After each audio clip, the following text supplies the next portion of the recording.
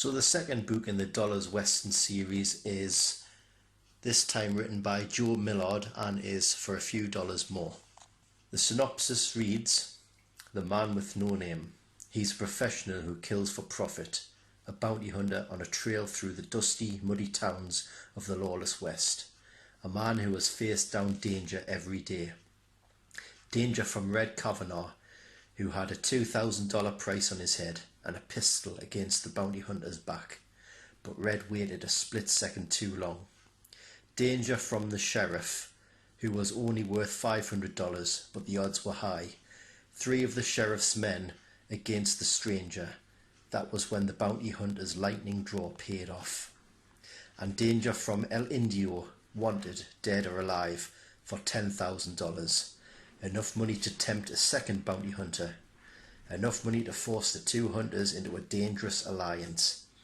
For the man with no name would betray his word for a single greenback and kill unblinkedly for a few dollars more.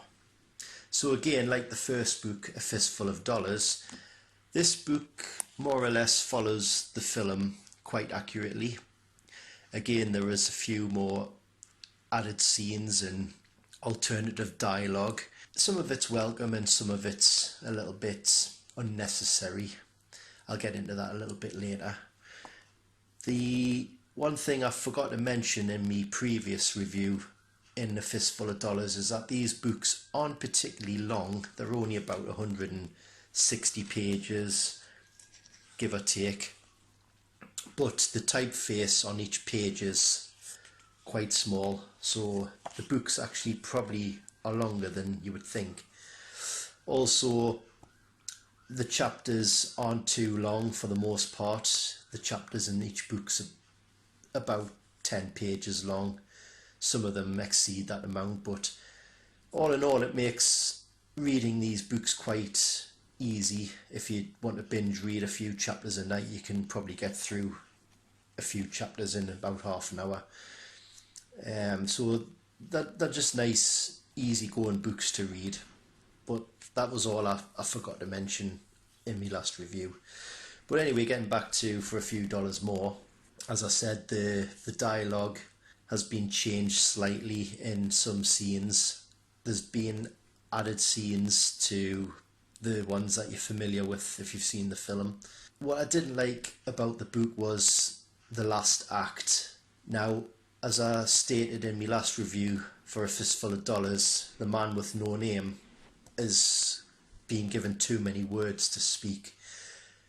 Now here, it's not just the man with no name, it's also Colonel Mortimer, who was played by Lee Van Cleef in the film. Now, the 2 characters are being given way too much dialogue, particularly in the last act. And to me, it just totally dilutes the whole threat of the situations, and for want of a better word, it makes the 2 characters seem less cool, less cold-blooded.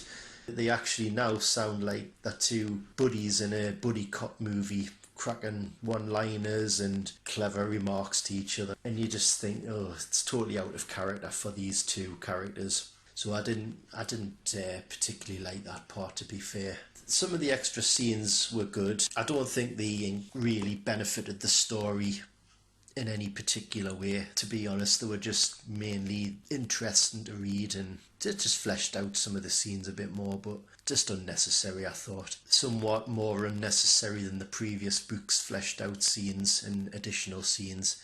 In the last book, I felt some of the scenes benefited the story, but in this book, I don't think they benefit the story quite as much. Particularly at the end, with the final showdown between Colonel Mortimer and Indio. The author has changed that scene quite dramatically, and it totally removes the impact that the film had. But all that aside, it was a good read. I enjoyed it. One of the things that stood out to us at the very start of the book was 2 of the main scenes had been flipped, had been swapped around. So whereas the film starts with Colonel Mortimer on the train, the book starts with the man with no name bringing in the bounty, and then it swaps over to Colonel Mortimer on the train. I don't know why the author swapped over those 2 scenes, because it didn't really make much difference which scene came first.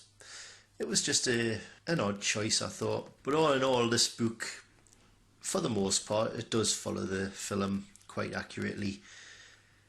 If you can get over some of the horrible dialogue at the end between Colonel Mortimer and the man with no name, and if you can tolerate some of the scenes being altered in quite a way that they take away some of the impact that they had in the film, it's still a good read, and it's still nice to have this book in the collection, especially if you're like me and you want to collect the full series.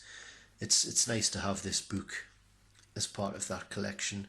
If you've seen the film and you just want to buy the book on its own, then I would skip it, because it doesn't really add anything to the film.